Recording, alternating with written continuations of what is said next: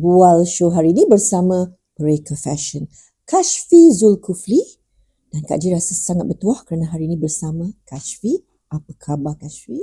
Khabar baik. Assalamualaikum Kak Ji. Ya, Waalaikumsalam warahmatullahi wabarakatuh. Dan semalam Kak Ji bertuah kerana telah dapat menyaksikan Kashfi naik pentas menerima anugerah dari BISA, iaitu anugerah Mereka Fashion yang Berpengaruh. Berat tak anugerah tu? Sejujurnya berat. Berat Saya kan? rasa sangat berat kerana saya bukan melihat dia sebagai satu anugerah. Saya melihat dia sebagai satu tanggungjawab yang baru. Itulah Kashfi. Sebab ramai orang kata Mereka Fashion yang dapat anugerah ni kadang-kadang menggunakan anugerah tu sebagai tiket untuk menaikkan harga produk ataupun servis mereka. So pada Kashfi, apa pendapat Kashfi? So Kashfi ni collector of anugerah juga. Banyak dekat office kan, dekat butik. Okey, saya sebenarnya, kalau Kak Ji nak tahulah, sejarah saya menjadi breaker. Oh yes, please.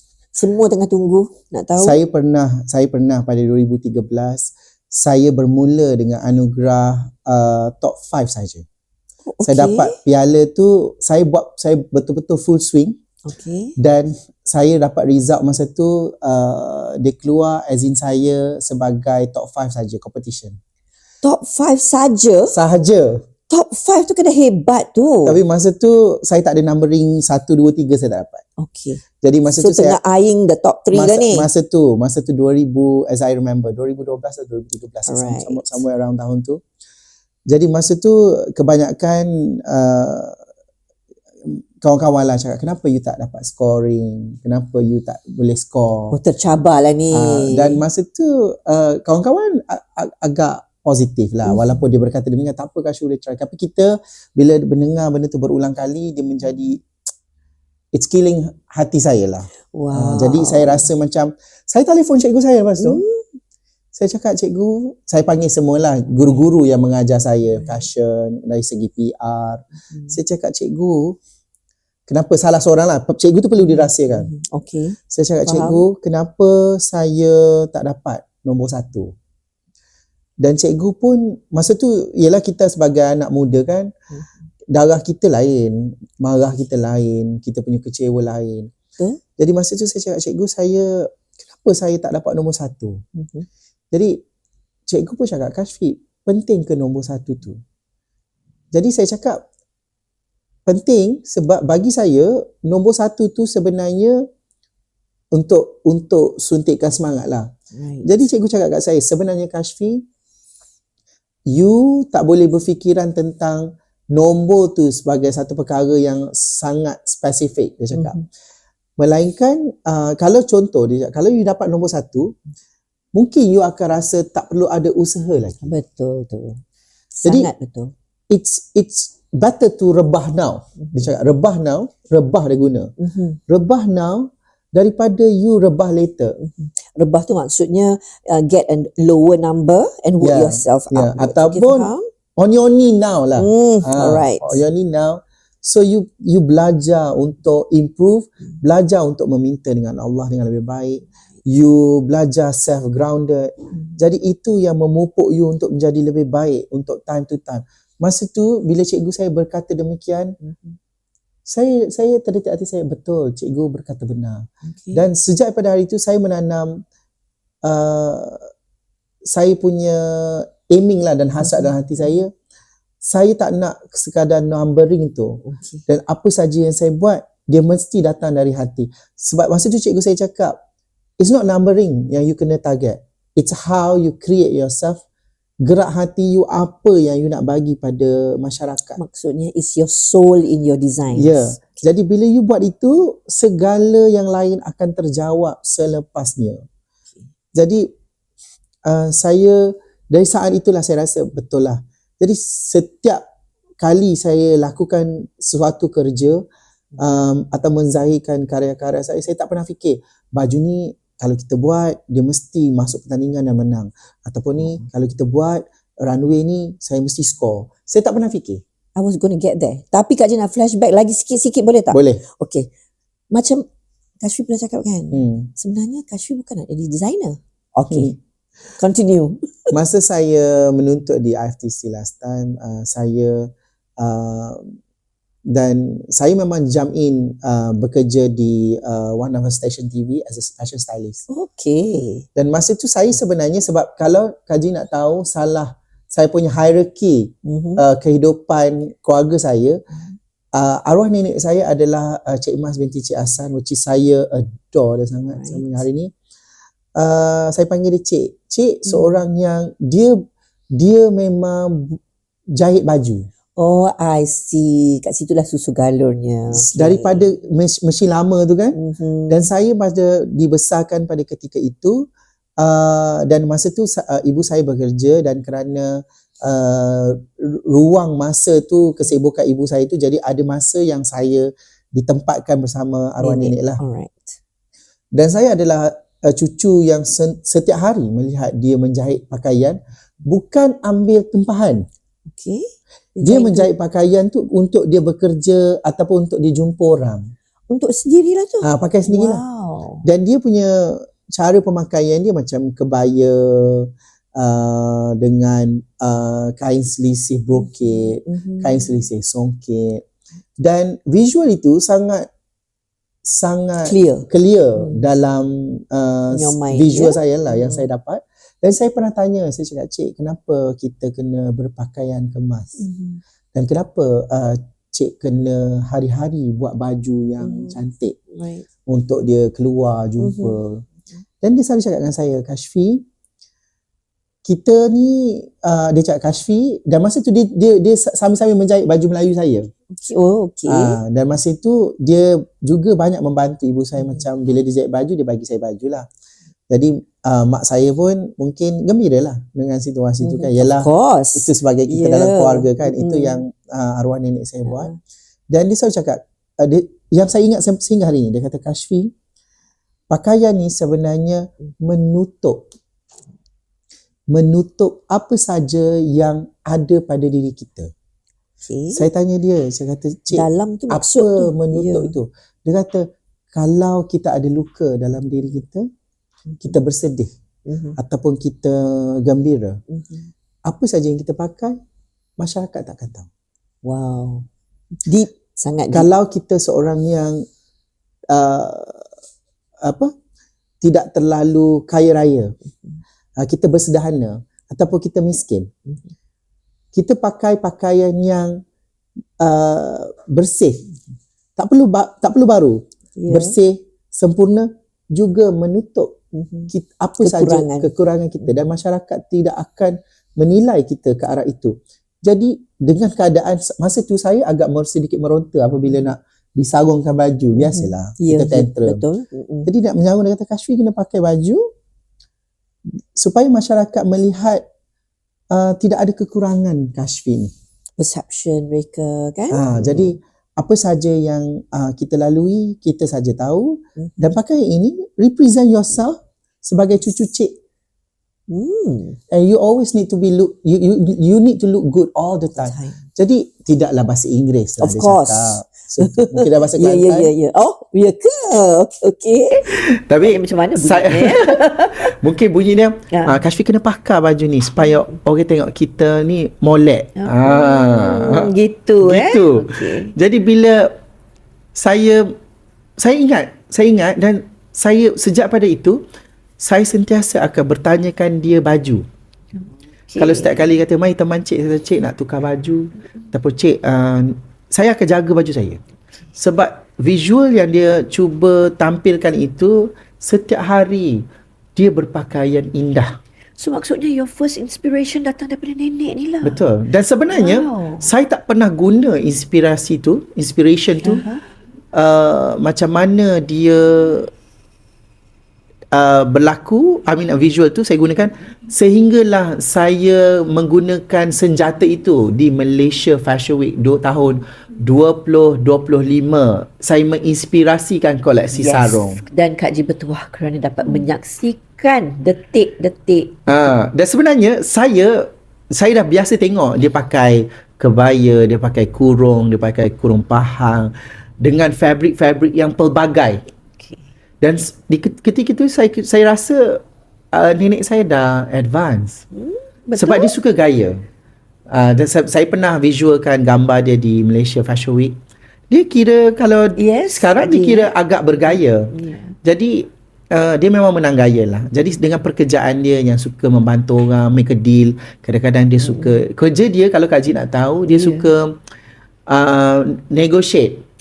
Dia macam orang hantar dia, tolong dealkan motor ke, harga berapa. Jadi orang tengah. Negotiator. Tapi itu untuk kerja dia lah hari-hari. Jadi kalau Siti ni nak beli motor, nak kat kedai orang ni, dia pergi kedai orang ni, dia tolong Siti. Patutlah. Dia cakap, tapi dia pakai yang elok. Yes, memang kenalah kan. Dia akan impresskan orang keliling. Betul. Dengan Siti tu, dengan orang yang Bukan akong saja tu mungkin. impress, I think also trust. Yes. Jadi dia akan negos dengan keadaan yang terbaik supaya Siti tu dapat yang terbaik. Dan dia kata, okay, kalau ni nak jual berapa, yang ni nak beli berapa, Siti ni berapa banyak duit dia, akong ni boleh jual berapa. Kalau orang kata, okay, kita jual 2008, boleh bayar 2008. Dia kata, boleh, ambil motor ni. I see. Jadi perjanjian mereka kira solid. Yang tu pun kena dah bayar semua.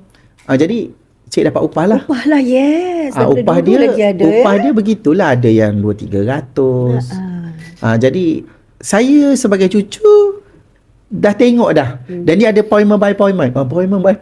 Dahsyat. Dulu pun ada appointment negotiator. Dia dah susun lah. Maksudnya pukul ni dia jumpa orang ni. Nanti kita jalan sikit dia jumpa orang ni. Pukul sekian jumpa orang ni. Jadi setiap tu saya melihat pekerjaan dia lah. Tapi dia tak sebut sebagai pekerjaan. Dia sebut dia nak jumpa orang. Jadi dia bawa lah saya ni, cucu dia. Dia heret begitu. Kadang-kadang dia ada buku 35 dia. Dulu-dulu famous tu.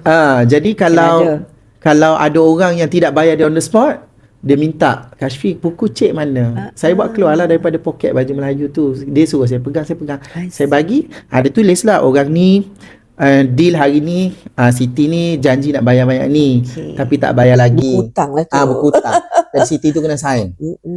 Jadi, jadi kalau ada hari yang dia dah terima on the spot, dia tulis juga. Tapi dia suruh orang tu sign, maknanya dah bayar hari kejadian. Maknanya setiap appointment dia ada di buku dia itu. Dah ada black and white dulu lagi. Dan saya nampak lah orang, dia dapat upah macam tu lah. Setiap kali deal tu dapat sikit 100, 200 macam tu. Jadi, dan penghujung hari saya kena teman dia beli kain kadang-kadang. Kat situlah agaknya. Jadi dia beli kain tu, dia akan belilah kain saya, adik-beradik saya. Dia suka.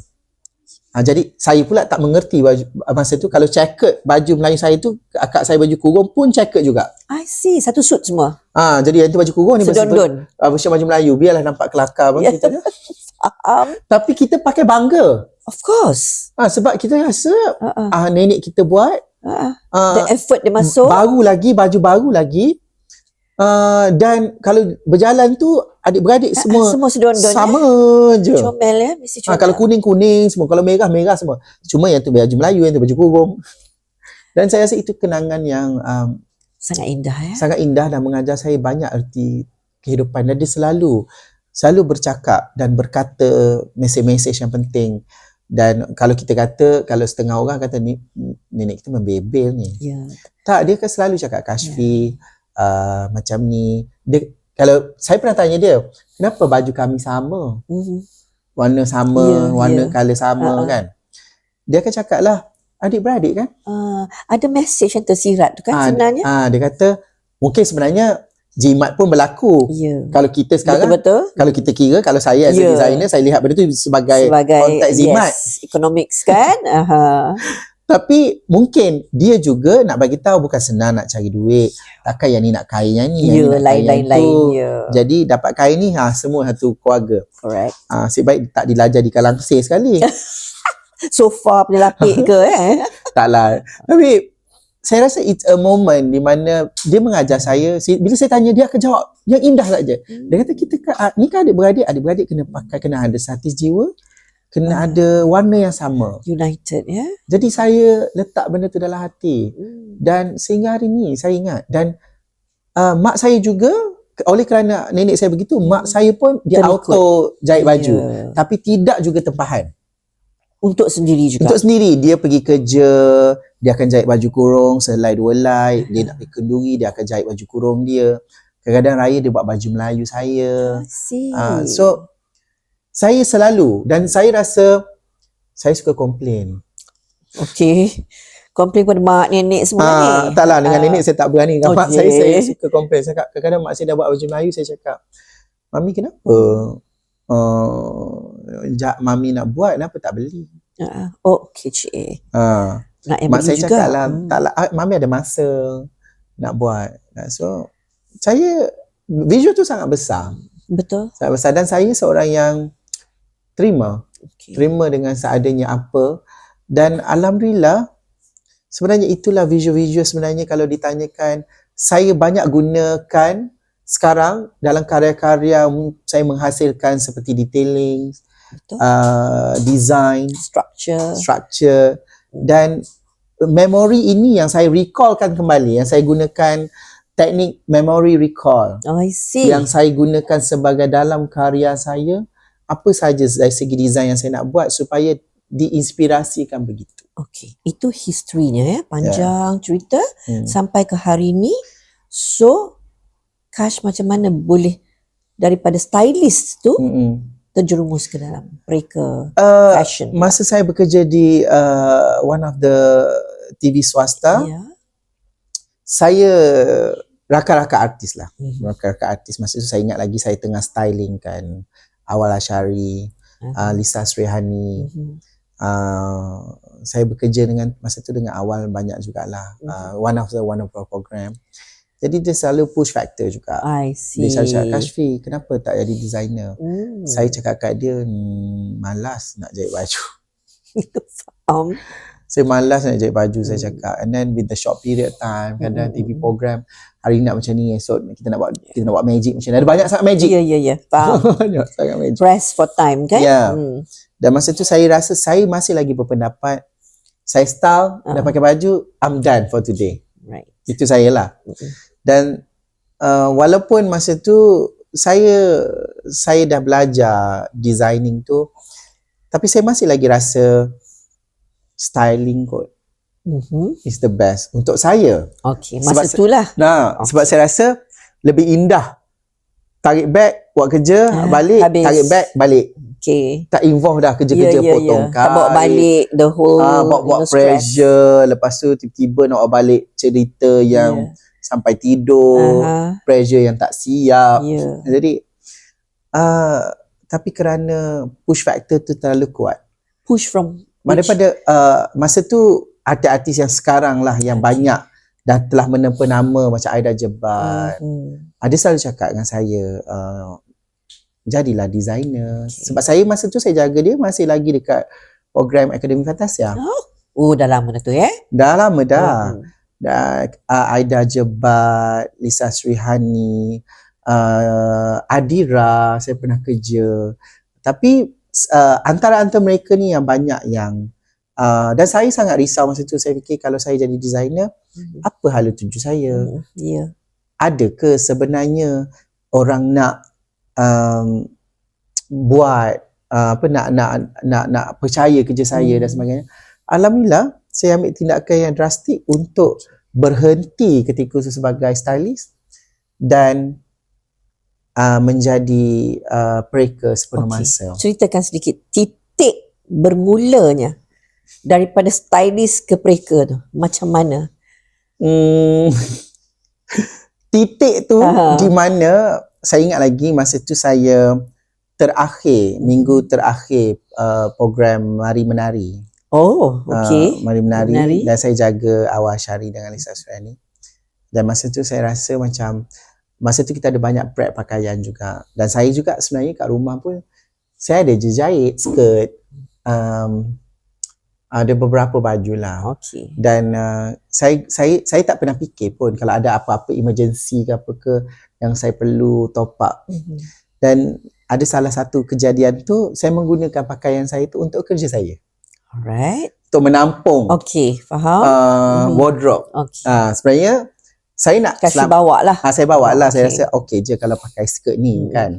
Alang-alang ni tak apalah. Nak selamatkan kerja. Masa tu kita pun deal dengan designer. Ada yang saya mungkin saya terlambat deal dan sebagainya, saya tak dapat Apa yang saya nak lah. Jadi saya terpaksa jugalah memikirkan cara yang saya boleh Untuk cover situation. Saya asalkan look dia complete. Okay. Dan Polish. perfect. Dan apa saja sources you nak dapat sponsorship ke, you nak macam nak mana ke, doesn't matter. it doesn't matter. So asalkan look dia dekat TV, it's orang kata wearable, orang suka, terima, itu dah menjadi satu perkara yang baiklah. Jadi saya masa tu bila dah disarungkan pada salah satu selebriti, dia pakai on the show, saya lah tengok episod tu, saya rasa macam not bad. So you are impressed with your own creation lah. Tapi saya malu. Okay. Saya malu lepas tu bila orang tanya saya ni brand mana. Malu nak sebut brand sendiri. Kadang-kadang selebriti dia akan tanya kita kan. Ya, betul. Dia concern sebab dia nak promote. Yes. Kadang-kadang dia pakai, dia nak cakap terima kasih, ni skirt designer dia proud wearing it. Like that, itu kan dia nak bagi credit mention dia credit mention kepada designer dan sebagainya. Jadi saya pula tak tahu benda tu adalah memang culture dan memang dia orang practice. Yes. Jadi bila dia dah buka, saya tak nak mention lah artis yang mana satu ya. Jadi bila dia dengan kadar yang sangat baik ketika itu, baju ni siapa punya? Jadi saya gagal jawab. Kenapa tu? Tak ada label. Tak ada label. Belum buat label lagi. Tak mampu buat label. Faham. Stylist kot. Yalah, sebab tak terfikir pun kenapa nak kena ada label. Faham. Jadi tak ada label. Dikorek-korek kan skirt tu tak ada label. Jadi saya jawab lah, ni saya pula jujur betul masa tu. Saya cakap, ini bukan designer yang kita selalu deal, tak ada. Ini designer baru. Alamak, terlajak designer baru dia baru, dia baru tak ada nama pun saya cakap. Orang tak kenal pun. Tak nak mengaku lah tu. Takut kena buat kerja. Okey, faham. Dan dia orang tanya berulang kali lah siapa. Maksudnya kan, mereka pun appreciate dia lah. dan management dia tanya siapa, kita boleh cakap terima kasih. Saya tanya selesa tak selesa. Jadi masih lagi tak bagi jawapan. Okay. Dan saya matikan perkara itu di situ, dan dia orang kata alangkah baiknya kan kalau kita tahu, kita boleh say terima kasih dekat designer tu, ataupun kalau dia baru nak start kita boleh promote.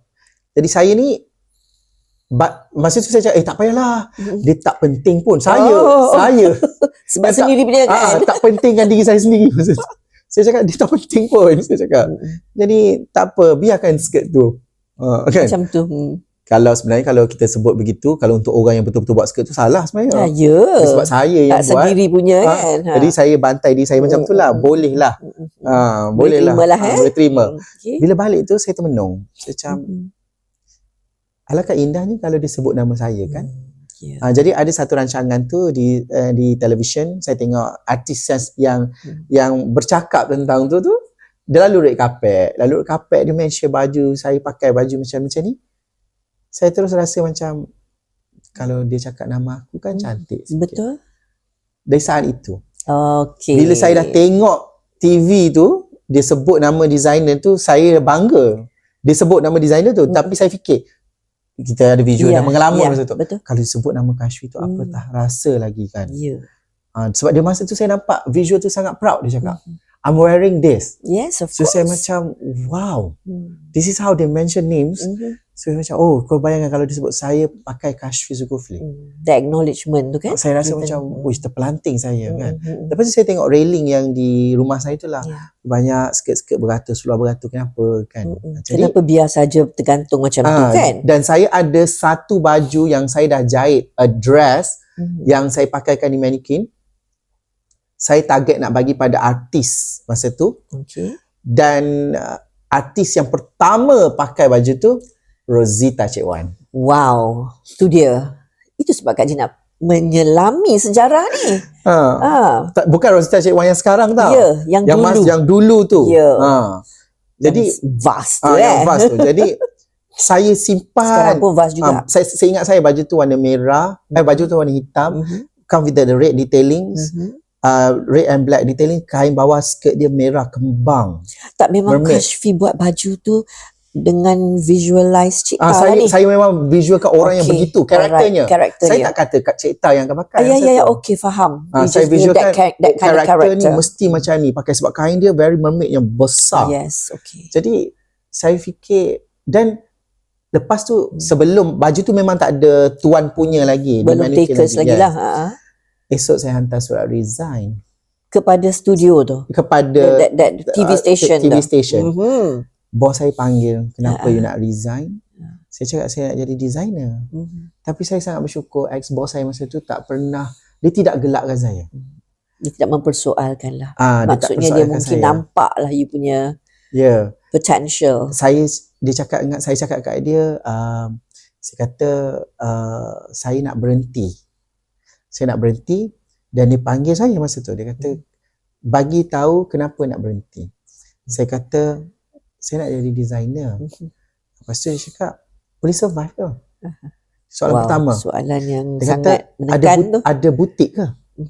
Saya kata tak ada. Dah prepare ke? Segala ombak Yes, tsunami of course, tu. dia punya fundamentals ya. Jadi dia cakap bukan mudah nak membina satu jenama. Fashion. Jadi saya cakap saya nak buat. Dia kata tak boleh berhenti. Sebab saya jawab Kena reject. saya cakap tak ada. Yelah tak ada showroom. Ya. Tak tahu apa hala tuju nak berhenti. Tak ada client base semua kan. Daring tau. Daring. With nothing Tapi from zero. Saya sangat firm masa tu, saya cakap saya kena berhenti. Dan masa tu ex-boss saya cakap boleh dengan satu syarat. Saya cakap apa syaratnya? Dia kata 6 bulan within the period now kena ada showroom. Kena ada client base dan make sure you ada pekerjaan. Maksudnya ada order. Okay, faham. Kalau tak ada order, you tak ada tiga-tiga ni, Kena you sambung kerja need kat to sini. come back. Lepas tu saya tanya saya soalan lah dengan muka tak malu. Kalau saya come back, boleh dapat balik ke position saya ni? Dan dia kata, Kashfi, you perform dalam apa yang you buat. Jadi kalau you come back, dia akan terima dengan hati terbuka you, lah. yeah? Jadi masa tu saya rasa it's a good juga bila kita buat kerja tu, kita tak buat orang kata sepahkan rumah ni, Memang betul. sepahkan rumah sana. Jadi bila dia kata kita akan terima you try 6 bulan tu. Saya request juga. Tapi saya takut saya tak cukup duit. Betul. Saya kata Yelah yelah kan nak capital rental lagi. kedai dengan nak ni, dengan Nak gaji saya materials, masa tu kan? ya. Saya kata boleh tak saya nak jadual saya loose. Maksudnya buat freelance lah, ada jadual lagi kerja, ada duit sikit. Maksudnya masuklah lagi income. Ya, tapi ada hari-hari penting Flexible. saya dah tak ni dah. Dan alhamdulillah ex-boss saya memang remove 80% jadual saya. Wow. Tinggal 20% tu buat-buatlah kerja-kerja jaga Masih lagi lah. ya, jaga styling untuk berita ke.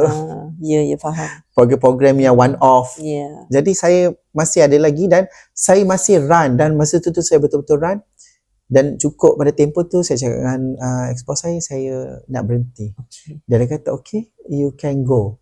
Dan sejak itu saya fikir I'll come back. Alright. One day. 6 months tu? Dan 6 months tu lah saya buat. Okay. Dan saya datang balik lepas 6 months tu, saya cakap kat dia, ini showroom.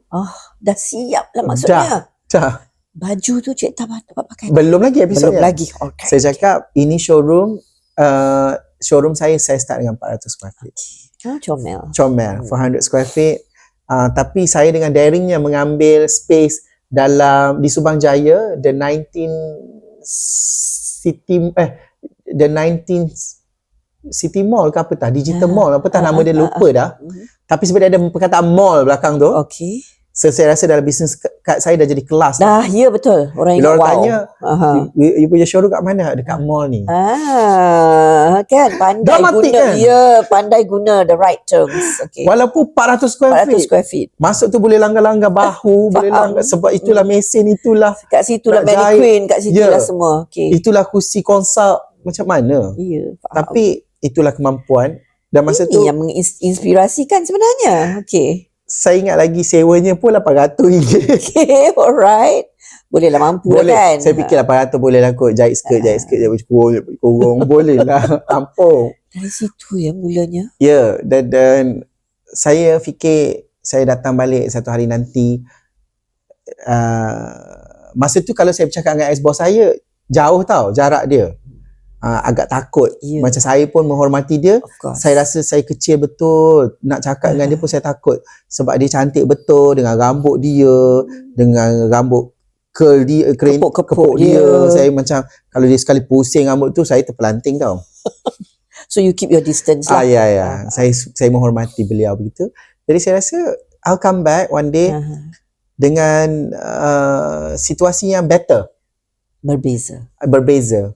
Jadi meninggalkan secara total, bekerja, dan alhamdulillah kerana saya ada orang kata base itu. Jadi artis-artis yang saya dah deal daripada all the TV station tadi, mereka memerlukan saya. Macam Aira Jebat start mencipta kerjaya dia ada photoshoot surat khabar. Jadi saya masa tu banyak sangat fulfill surat khabar punya photoshoot. Tak kisahlah cover ke insert ke. Sebab tu saya banyak orang kata menghormati all the media people. Daripada Sinar, daripada Berita Harian, semualah Utusan. Dan masa tu saya memang tak kisah berapa besar page tu, asalkan dia tulis kat situ Kashfi Zulkifli. Jadilah ada mention tu kan. Jadilah, sebab saya tahu value surat khabar. Kalau kita nak minta orang keluarkan tu, tidak semudah itu. Dan ada value dia. Sangat betul. Dan kalau boleh keluar baju saya, biar wajah tak keluar pun. Ya. Nama tu dah penting. Dulu kalau kita keluar surat khabar, dia ada nombor telefon. Betul. Jadi kan setiap kali promotion juga kan? Setiap kali keluar tu akan ada orang call, nak tempah seluar, nak tempah skirt.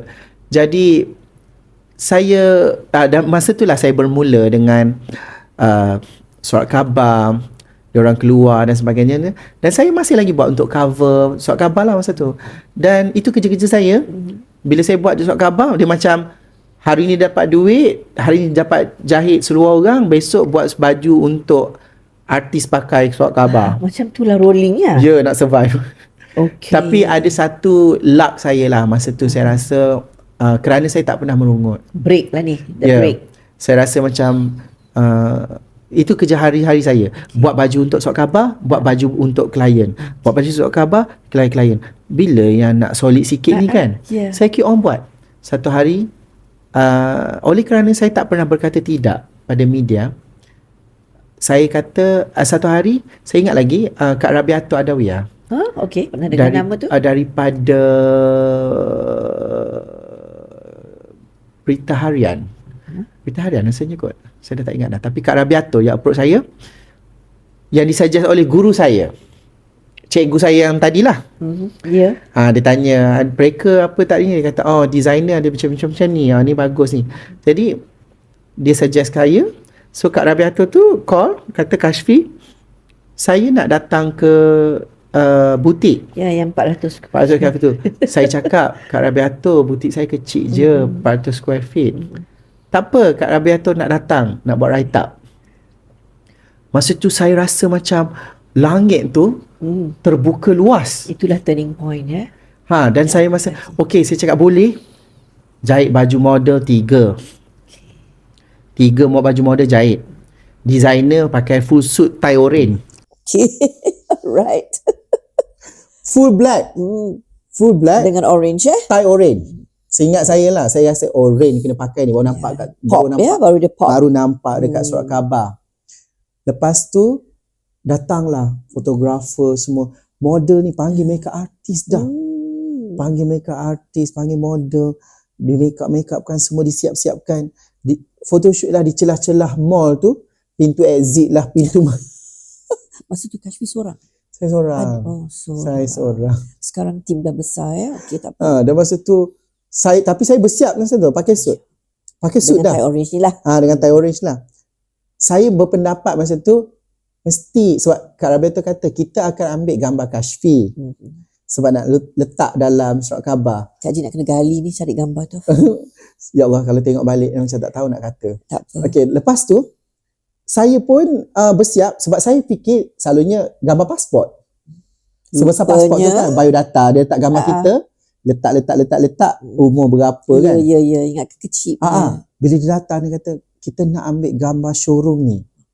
Saya kata, Kak Rebratul, tak apa ke 400 square feet ni kan. Tapi cantik ni. Sebab saya dah ada chandelier. Okey. Chandelier comel-comel. Ada frame gambar saya besar-besar. Kash pun memang seorang. Memang sekarang pun kalau showroom saya pun, showroom saya sekarang pun begitu juga. Tapi ada saya bermula dia. dah begitulah. Maknanya dah ada chandelier, dah ada ni. So adalah dia punya jadi sense dah ada. Jadi dia kata, kita nak ambil gambar. Saya kata, okey lah. Saya ingatkan gambar saya tu keluar kecil. Tidak. 2 pages besar. Wow. Dan masa tu dia interview saya mengeluarkan statement macam ni.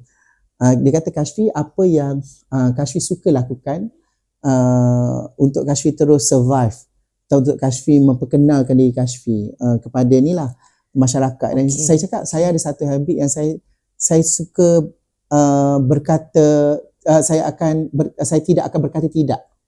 Okay, you never say no. Saya cuba berkata tidak, dan saya akan cuba berkata ya, supaya saya boleh mewarnai jalan saya dengan lebih baik. Saya jawab macam tu. Okay. Kak Ji tahu apa yang keluar dekat surat khabar? Apa? Menjual diri agar dikenali. Biasalah tu. Warna kuning dia taruh. Wow. Kuning lah warna Font. orange. Sebab nak match dengan tie orange kan? Saya tak tahu Kak Rabiatul letak menjual diri agar dikenali tau. Jadi saya ni saya fikir, saya tak cakap pun istilah the tu. Way they word it. Saya faham the killer of mereka buat tu kerana untuk catch people eyes ataupun nak catch people punya attention. Betul. Jadi saya pun macam okey lah, saya dah bagi semua kata-kata tu. Surat khabar dah keluar. Saya pagi tu saya tak tahu. Saya keluar dipublish. Ada phone number tak? Ada. Okey. Phone saya ada masuk. Phone call. Inquiry. Berdering dah, tak Saya berhenti. macam masa tu saya rasa zaman MySpace rasanya. Yes. Kat situ lah orang cari masa tu kalau surat khabar tu kira penting lah, sebab tak ada Instagram lagi, tak ada TikTok dan sebagainya kan. Jadi surat khabar ni memang tempat orang membeli. Telefon je, tengok baju orang ni call. Tengok gambar baju orang ni call. Majalah dengan newspaper. Jadi saya dapat inquiry, call. Saya cakap, siapa yang call saya ni? Lepas tu Kak Rabiatul forward, Kashfi, you hari ni keluar surat khabar. Saya berlari, pergi beli, buka 2 page besarnya. Ni, besar ni. Wow. Ni, besar ni lah paper dulu kan. Dia panggil spread. Yes. Menjual diri agar dikenali. Gambar saya tu sebesar-besar alam. Bukan lah yang besar ni lah. Bukan. Gambar butik tu, showroom tu sebesar tu, butik tu. Write up dia tepi-tepi. Gambar yang besar. A picture paints 1,000 words. Dan situ ada gambar model saya kecil juga. Saya kata dalam hati, penat photoshoot. Model tapi model keluar kecil. Keluar kecil, besar tapak tangan saya tepi yang keluar showroom yang Kashfi yang besar tu seketul dengan tayar oren tu. Tapi saya tak tahu itu mengubah nasib saya. Ya, itulah turning point. Saya cakap saya nak jual baju. Kan nak menyalahkan masa tu, tengok masih lagi negatif, nampak. Ya. Belum ready kot. Saya cakap, alamak, baju kecil ni macam mana orang nak nampak kecil kan baju. Ingatkan tak ada orang tanya. Itulah titik point di mana saya dapat panggilan daripada one of the businessman dekat Brunei. Pelawa saya untuk jadi designer dia di butik dia lah. Maksudnya is a collaboration. Alright. Jadi dia akan appointed saya untuk settle semua appointment di Brunei, dan kita ada negotiation which is ada persen yang saya boleh bagi dengan dia, dan kontrak saya selama setahun. Wow. Dan setiap minggu saya fly ke Brunei. Wow. 2013 as I remember. Lepas pada surat khabar tu keluar, dan masa tu beliau berada di Kuala Lumpur, dapat surat khabar tu, dia balik ke Brunei, dia call saya dan dia terus minta benda tu disegerakan. Saya kata okey, mula takut juga. Tapi saya dengar macam is a very good negotiation dan semua dealing semua cantik. Alhamdulillah, the next month proceed, saya fly ke Brunei every week for one whole year. Selama setahun untuk selesaikan baju-baju perkahwinan, permintaan di Brunei. Dan masa tu saya dah tak nampak dah jalan saya kat sini. Brunei dah lah ya. Saya cakap dalam hati, alamak, kat Brunei ke? Jadi orang Malaysia macam mana? Tak sempat nak nak tawan servis hati. dia orang. Ya. Nak tawan hati orang Malaysia macam mana? Ya. Tapi rupanya Allah susun lebih baik. Ya.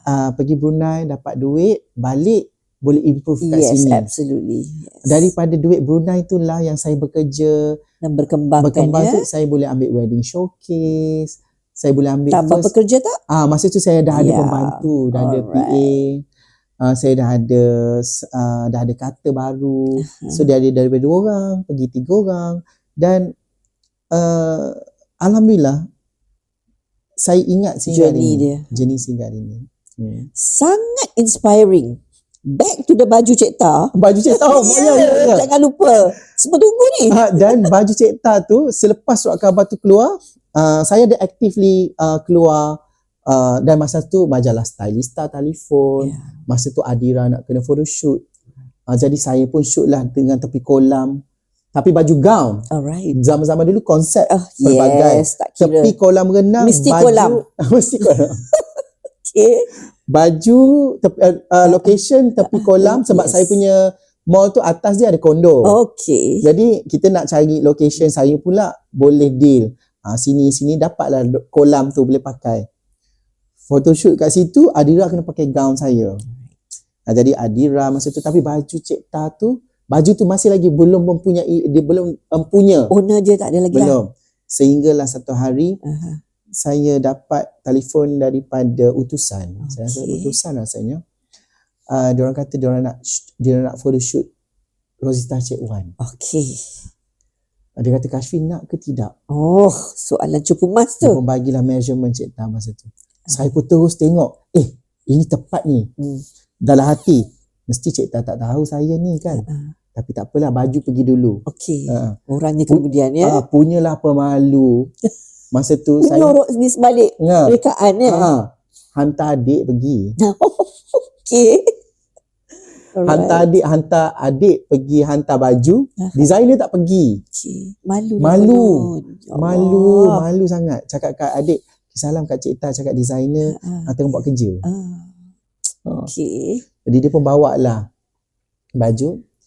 Cik Ta pakai untuk photoshoot masa tu dekat hotel. Alright. Dengan rambut semua siap kan. Ya, boleh bayangkan lah. Dengan tu saya pertama kali saya tengok baju saya cakap, ya Allah.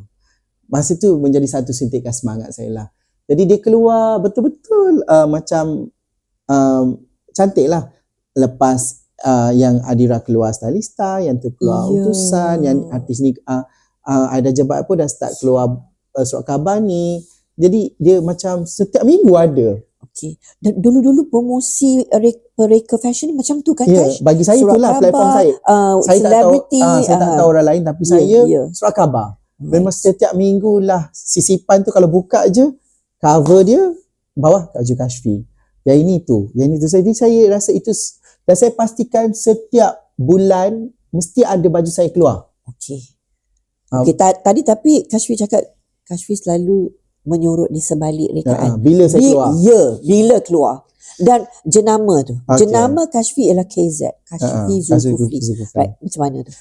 Saya keluar apabila dah keluar tu, saya belum buat launching butik yang kecil tu. Okay. Jadi bila saya niat saya nak buat launching tu, saya cakap dengan Aida Jebat. Saya cakap, Aida, boleh ke saya nak launching macam ni? Saya kata nak suruh, saya panggil dia Cik Dada. Cik Dada boleh ke menyanyi untuk saya kan? Ni kan. Dia kata boleh. Lepas tu saya cakap, alamak, berapa nak bayar kan? Lepas tu dia bagilah saya good deal. Kawan-kawan. Dia kata boleh. Jadi saya ada dia, saya adalah orang ni, artis ni nak tolong. Jadi alhamdulillah, meriahlah sikit. Saya punya detik tu lah Kashfi ke tengah. Detik tu. Ke hadapan. Dan masa tu diorang juga push saya lah, introduce yourself, ke tengah. Right. Dan saat itu saya rasa okay, saya kena, dan I should start pada hari tu. Dan saya rasa setiap kali interview dia tidak lagi berpihak pada baju saya dah, kepada diri saya. Dia macam keluar Kashfi and more orang nak ambil photoshoot baju Kashfi. Dan masa tu saya dapat beberapa pelawaan daripada majalah majalah wanita, pesona pengantin, dan pesona pengantin dah panggil untuk beberapa fashion spread. Dan saya bergaul dengan mereka, saya turun padang, saya buat styling, saya pakaikan baju saya. Saya tak pernah berkata tidak pun. Setiap kali magazine panggil, saya pastikan saya ada time frame yang cantik untuk saya buat baju baru. Alright. Untuk diri sendiri? No, untuk shoot dalam majalah. Okay. Diorang tahu kalau saya buat kerja, saya akan sediakan baju baru. Okay. Baju baru. Biarlah kita ni poket kaki kanan nak bocor dah. Baju tu mesti baju tu baru. Mesti baju baru. Okay. Dan itu yang saya letak diri saya dalam. Kadang-kadang diorang suka semangat saya begitu. Dan saya di-invite lagi untuk keluar dan feature. Dan saya rasa itulah kot yang membentuk PR saya. Absolutely correct. Kak Ji nak ke situ sebenarnya. So PR tu sangat penting dalam Kashfi rasa membentuk persona seorang pereka fashion. Sebab sekarang ni dengan evolution of marketing dekat social media, what do you think of personal branding kepada sebenarnya saya juga nak berterima kasih. Saya ada beberapa guru yang menjaga PR, melatih PR saya, seperti Dr. Norzizi Zulkifli. Dia sangat monitor jugalah PR saya, macam sebab dia major in theatre, and then dia tahu projection voice, dia tahu macam mana body gesture. Jadi bila saya berguru dengan dia, sebenarnya guru ni ada banyak, bila dia banyak ilmu, orang ni guru ni ilmu ni, orang guru ni ilmu ni, bukan kerana kita, bila kita belajar sesuatu ilmu, bukan kerana kita kena tahu apa keperluan kita. Dan Dr. Norzizi sebenarnya banyak juga mengajar saya macam artikulasi menjawab. Artikulasi saya gunakan bahasa tadi. Betul, ya. Itu seni tu. Ya, artikulasi, cara menjawab, tempo and rhythm. Okay. Dengan soalan dan jawab dalam bentuk tempo yang bagaimana. Body gesture, the way how you react setiap satu soalan. Mata, gaya. Yes. All these elements sebenarnya banyak saya belajar daripada beliau. Dan ini sebenarnya menjadi salah satu, orang kata, kekuatan juga. Jadi saya cedok ilmu ni, saya cedok yang fashion ni, saya cedok di sini, yang ini saya cedok di sini. Jadi itu absorb semua ilmu. Dan saya rasa ini yang saya rasa sebagai seorang pereka, dan masa tu saya notice it's not about the only designing, it's about how you explain your art. Absolutely. So the way you explain, I don't design beauty, I design happiness. Kat situ apabila bisa awards ni kan, dalam ni ada. Ya, dalam tu ada ni. Kak Ji terbaca. Izinkan saya belik Kak Ji. Ya, please go ahead. And then huraikan sedikit pasal tagline tu. Ya ni, powerful sangat. I don't design beauty, I design happiness. Ya ni. I don't design beauty, I design happiness. Can you please elaborate a little bit on that? Saya masa di sepanjang kerjaya saya bermula, this is apa yang saya notice lah. Maksudnya, bila saya mencipta ataupun mereka satu pakaian, selalunya kita memang nak benda tu cantik. Of course. Cantik. Tetapi mak saya pernah cakap, sejauh mana you buat cantik itu kepada orang yang boleh terima itu dalam keadaan dia sedar, dia terima tak kecantikan tu. Dan ada orang yang dia tak gembira pun. Tapi you maksa dia untuk menjadi cantik. Oh, okay. Deep tu. Mak saya pernah cakap macam tu. So, mana keikhlasan hati you? Alright. Jadi kadang-kadang mak saya cakap, happiness, beauty, it's not about you put orang tu you rasa di mata you. Maksudnya macam memaksa lah. Cantik. You macam, you kena cantik. Bagi. Tak cantik dia, jadi pokok Christmas agaknya. Betul. Overloaded. Overloaded. Kadang-kadang you kena tahu karismatik, karakteristik dia, apa yang dia carry, the way dia move, dia boleh carry tak dengan you punya design, how dia faham design you. Itu semua you kena ambil kira before you buat sesuatu perkara. Mak saya kata, kalau kita buat kecantikan kerana kecantikan itu, saya selfish. Dia cakap, I see. It's not about yourself. sebab saya nak push diri saya. Okay. So it is about your client. Saya macam bagi sebab saya rasa I want to fulfill myself. Baju tu kena cantik. Tapi kita tak tahu dia pakai tu okey ke tak? Okey ke tidak. Kadang-kadang orang tak sesuai, warna ni tak sesuai, itu kita Absolutely.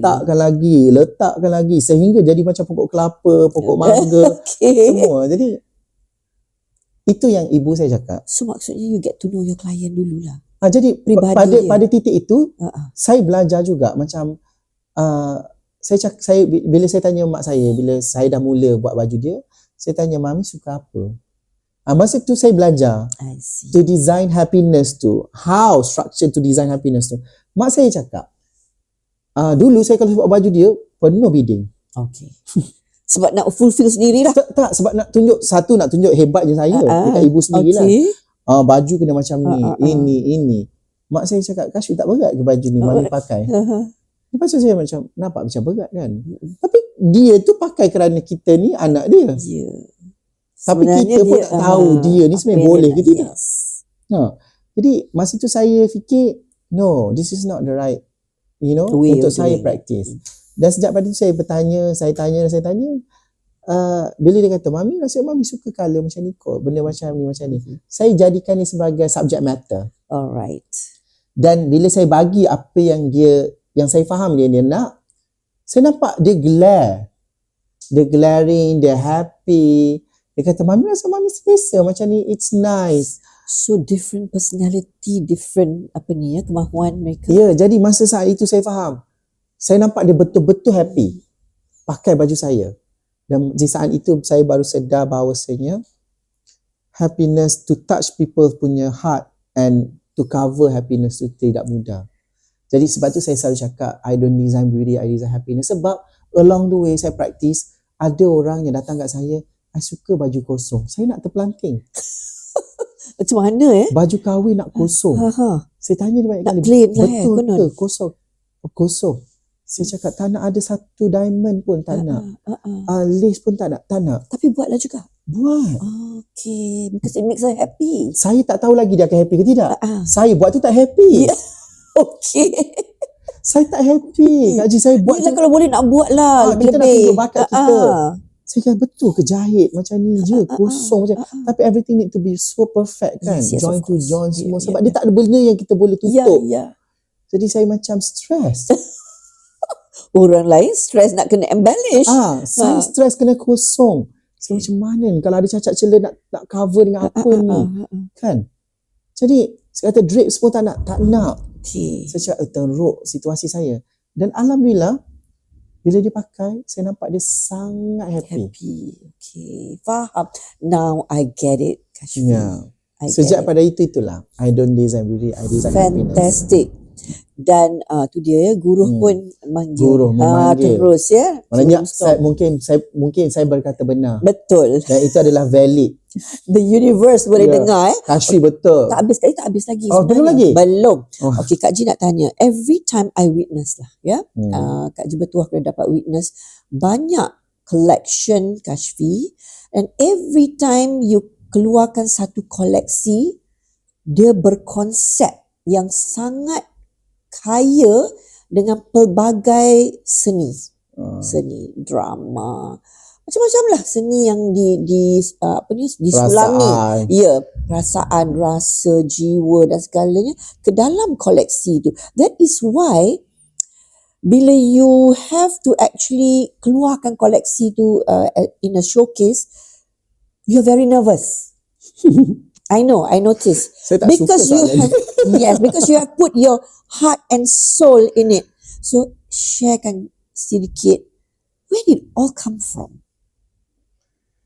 That rich concept Kak Ji dengan penuh dengan drama, Kak Ji ya. tahu tak 14 tahun saya kerja, tak ada orang tanya saya soalan ni. I have to ask. I takkan lepaskan you sebelum soalan ni. Okay, mai saya cakap jujur lah. Ya, jujur lah ni. Tanya pun jujur. 14 tahun saya kerja, saya suka mengamati. Alright. Saya suka absorb orang punya, atau saya mengamati karakteristik manusia. Saya sebenarnya sangat strong dari segi membaca karakteristik manusia, Takut. transform into a collection. Alright, faham. Saya suka melihat watak, macam watak manusia. Bila saya duduk di satu ruang ataupun saya duduk di mana-mana, saya akan mengkaji. Sebab bagi saya, Allah mencipta seseorang tu melalui perwatakan, Yes. dan uniknya perwatakan orang tu kerana dia je yang ada, Wow. dan Allah takkan sia-siakan ciptaan itu. Ya. Dan daripada perwatakan itu sebenarnya memberi saya satu visual lain tentang how I look at things in a different way. Cikgu saya pernah kata, Kashfi, pernah tak you lalu, you tengok bunga, you akan kata apa? Saya cakap bunga. Dia kata, pernah tak you lalu, kalau you perasan satu kuntuman bunga tu, you melihat dia bukan sebagai satu kuntum bunga, sekuntum bunga. Jadi saya kata, saya tak pernah buat. Dia kata, cuba you bangun pagi, you berjalan, you melalui kuntuman-kuntuman bunga tu, you tengok apa yang you lihat dari bunga itu, bukan kerana itu adalah sekuntum bunga, apa kejadian dia. Jadi saya tak faham benda tu mula-mula. Okay. Jadi saya cuba. Jadi bila saya cuba, saya bangun pagi, saya berjalan, saya melihat, oh ini bunga. Cikgu kata, tengok di sebalik kejadian sekuntum bunga itu. Jadi saya ambil, bila saya perhatikan, saya betul-betul tengok. Saya melihat bukan lagi sekuntum bunga, Detailsnya. kenapa dia dicipta begitu. Kenapa Allah ciptakan warna dia begitu, kenapa urat dia begitu, that details. Kenapa bawah dia ada biru, yang di bawah putih, kenapa begini, kenapa begitu. Dan saya tengok bentuk dia pula. Selepas saya dah discover that visual, The details. saya tengok kenapa bentuk dia Allah cipta begini.